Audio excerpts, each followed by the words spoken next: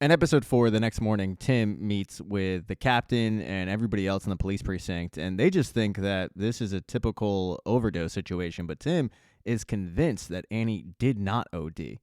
As he tells all of them, she literally told me the previous night that she hasn't done anything in quite some time. While they agree that this doesn't exactly track with Annie's previous behavior, they also let him know that doing a toxicology report is just not in their budget. This seems to be a pretty cut and dry situation. Tim, however, continues to push, and finally the chief says it's not up for negotiation. And I realize that this situation might be close to your heart because of what happened with your mother, but we're not sending her for a toxicology report. And that takes Tim completely off guard. Because the only person he told about his mother's mental health issues was Wendy, and it seems like Wendy definitely betrayed that by telling the chief. Tim, however, doesn't say anything, and he's ordered to take the night off, which he also isn't happy about, but it's an order, and he goes to leave, but Wendy chases him down. She explains that the perception was he was trying to show up everybody by showing what a, quote, big city cop can do, and Wendy revealed, no, it might be a situation where he feels like he has to do this because of Annie's mental health issues, his connection with his mom. Tim, though, gets the conversation back to the fact that he's convinced Annie didn't OD, and Wendy admits, yeah, it doesn't really make a lick of sense. She then tells him, maybe go snoop around her tent? It's still there. So he does, and he finds something extremely interesting that he grabs and immediately takes it to Wendy's house.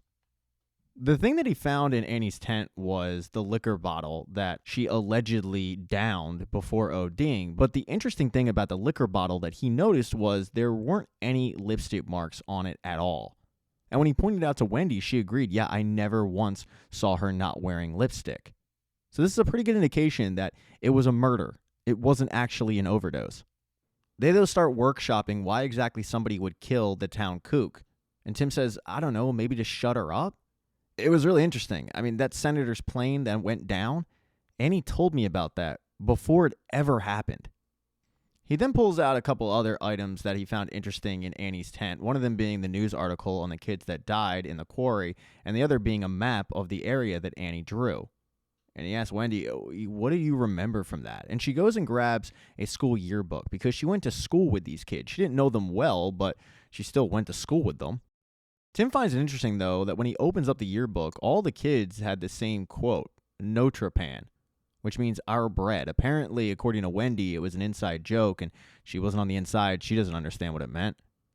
He then, though, flips the page to a part where she clearly had a crush on a teacher. He starts making fun of her for it. She starts trying to grab the yearbook. They get closer. There is sexual tension, folks. It's going to boil over eventually, but it doesn't boil over now. They collect themselves and pull back because Wendy has work that night. And while she's going to go off to work, he's going to go check out that quarry and see if he can find any information whatsoever on anything. Now, over at the Institute, all the kids are having breakfast. Luke is pretty stressed out because he thought by now they would have heard from Kalisha, but they haven't. And that's when they get some surprising new visitors. There's two twin girls, probably about the age of 11. Their names are Gerda and Greta, and Luke walks up to them along with George, Nikki, and Avery, and they just give them the lay of the land. They tell them that they've all been through this before. It's a scary process, but you get used to it. And then they're joined by an older kid. His name is Harry, and he's not as calm as the twins, not even close. And Nikki tries to calm him down, saying, dude, relax a bit, but Harry is freaked out. And it's worth mentioning that all of this is being watched by the triumvirate of Sigsbee, Stackhouse, and Dr. Hendricks. They watch as Nikki tries to explain what's going on and who exactly they are, but again, Harry is having none of it. It gets to the point where they actually have to physically restrain Harry. And they explain to him that this place is bad enough that they don't need his crappy attitude, and that's when he gets really nauseous and they take him outside so that he can puke. Stackhouse then walks out to collect Harry and tell him that Dr. Hendricks and Miss Sigsbee are ready to talk to him. Of course, Harry doesn't know exactly who they are, and Luke and Nikki try to explain to him. Harry is still trying to put on this Tommy Toughnuts act until finally Luke says, look, Harry, remember what Coach said before the state semis? And Harry looks at him shocked. He can't believe that Luke knows about that, and he just slowly goes with Stackhouse. And that's when Avery pops up and says, "What are you talking about?" And then it clicks with Avery and he excitedly yells, "You're TP now." To which Luke says, "Dude, shut up. Keep it on the down low." Nikki points out that if the figureheads find out about this and they send Luke to back half, they're screwed. Their plan goes kaput. And Luke knows that. That's why I didn't tell anybody. And he tells both Avery and Nikki, we're just going to carry on business as usual. Oh, and then he finally reveals what Harry's coach said before that game. It was, don't lose your temper before it's time to lose your temper. Later that day, though, Luke has a surprise waiting for him. Once Miss Sigsbee leaves, Stackhouse gives Dr. Hendricks the nod. Hendricks tells Tony to go grab Luke, and they bring him down, but not for shots this time. No, they're going to put him in the box, behind Sigsbee's back. This takes Luke completely off guard. He wasn't expecting this. And while he pushes back on it, he doesn't really have a choice. And unfortunately for Luke, his first experience with the box is as bad as everybody hyped it up to be. When he gets back to his room, all he wants to do is rest when Avery walks in and excitedly says, "I found her." To which Luke sits right up because this is what they've been waiting for. Avery then grabs Luke's hand so that they're connected, and they, as a team, can be connected to Kalisha. And as soon as they're in Kalisha's head, they both are relieved that they're once again connected. Luke and Kalisha. But it's as if Luke and Avery are both in the room with Kalisha, only Kalisha's the only one who knows they're there. So she starts showing them around, and it's a room of zombies. She tells them that she's been in a daze since she's arrived, but then again, everybody's kind of in a daze in back half. Avery, however, starts feeling a pain in his ear, and he asks Kalisha, "What is that noise?" And Kalisha's really surprised that Avery can hear it, and Luke can't hear it. Kalisha, though, tells both of them that when you're in back half, that's pretty much the only thing you can hear, it seems like. She's pretty sure even the guards can hear it. She then, though, starts showing them the good parts about back half. The fact that there's no tokens, the fact that you can pretty much get any vice you want. No more dream box, no more shots. It seems like the only thing they do are something called movie nights, although that name is pretty deceiving. She compares these quote-unquote movie nights to being a first-person shooter, but instead of actually shooting, you're just living your life. She explains that the other night, they were living their lives through a doctor. They could see what he was doing. While Kalisha, though, seems like she's doing fine, they then see Iris, and she looks like she is on one. Not in a good way. She is completely out of it. She's smoking a cig. She's confused. She's delirious. And Avery tells Kalisha, hey, there's something really wrong inside her head. To which Kalisha says, movie nights kind of take a toll on all of us. At first, you feel pretty clear. That's why I feel like I could reach you guys. But then the headache comes back way, way worse. I think Iris has just been through too many of them. Kalisha's convinced that they're going to move Iris on, and she starts explaining that they'll have something called a sparkler night and then move her on to recovery. But when Avery gets close to that door that says recovery, the pain in his ear gets worse. He turns to Luke and says that's where the hum is coming from. They then start pressuring Avery to try to see what's behind the recovery door, but Avery pushes back on it. He doesn't want to do it, and that actually severs the tie between Luke and Avery and Kalisha. They're just back in Luke's bedroom. The next day, when Luke meets up with George and Nikki, he explains what he and Avery saw the previous night when they were connected to Kalisha. Luke knows that they need to see what's behind that door in order to fully escape this place. But then everyone's attention turns to Harry and the twins, because it seems like all three of them have bonded really quickly, and Avery says he feels like he has to protect them because back home he had 2 dogs, and these girls have become the replacement, if you will. It then, however, begins to rain. Sigsbee comes out, and as all the kids pour back into the building, Sigsbee holds Luke back because she wants to have a one-on-one with him. Because she's felt like something is off. So when she got in that morning, she checked the security camera footage, and she knows that they put Luke in the dream box, and she wants to talk to him about it. She starts off by saying that his progress should be at one point, but he hasn't quite reached it. And she's wondering why exactly that would be. You can tell that she thinks that Luke is in fact holding back, but he kind of shrugs his shoulders and says, I don't know what to tell you. It seems like you have all the answers. However, as soon as he starts talking about it, he gets more and more animated, saying, well, your tests are bullshit. This place is bullshit. You're bullshit. And Sigsbee says, look, Luke, I'm not the enemy here. She then, though, switches the subject to Luke being put in the dream box the previous night.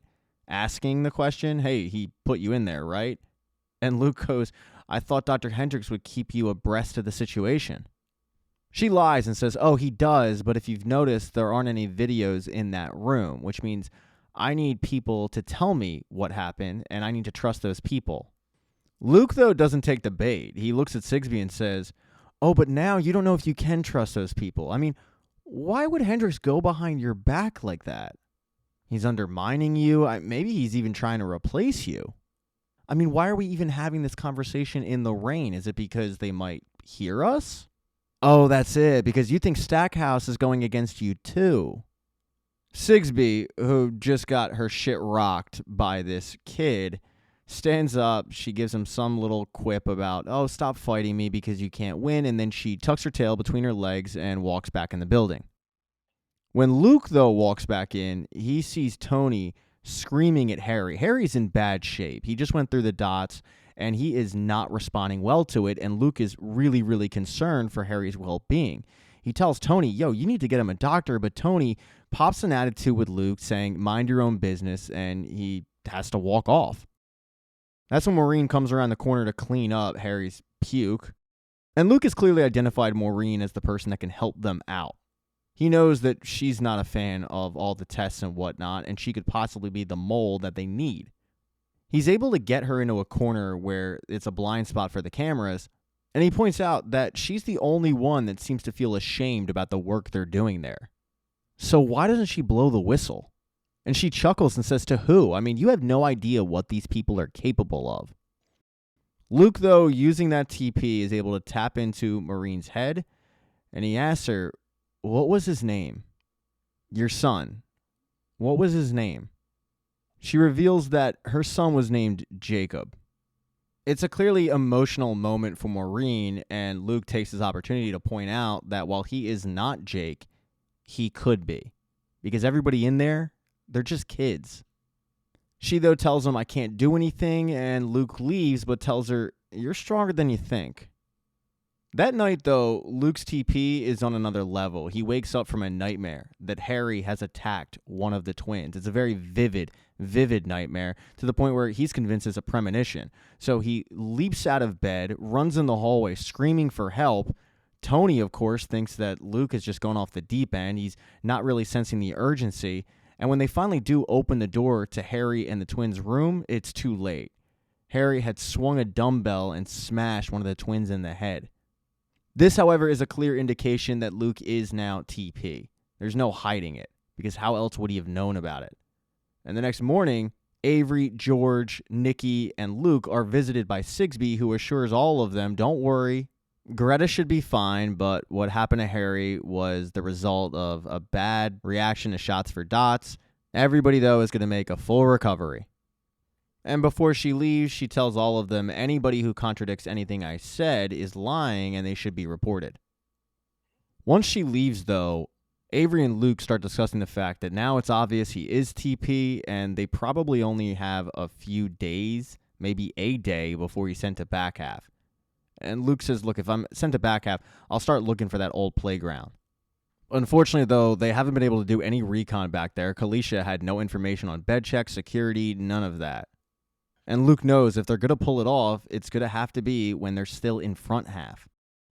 He then asks Avery, hey, do you ever see things before they happen?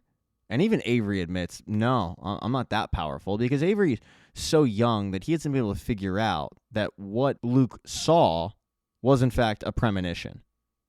They're then interrupted by Tony, who wants to grab Luke for another round of tests with Dr. Hendricks. This, though, isn't really a test. It's a pure torture chamber.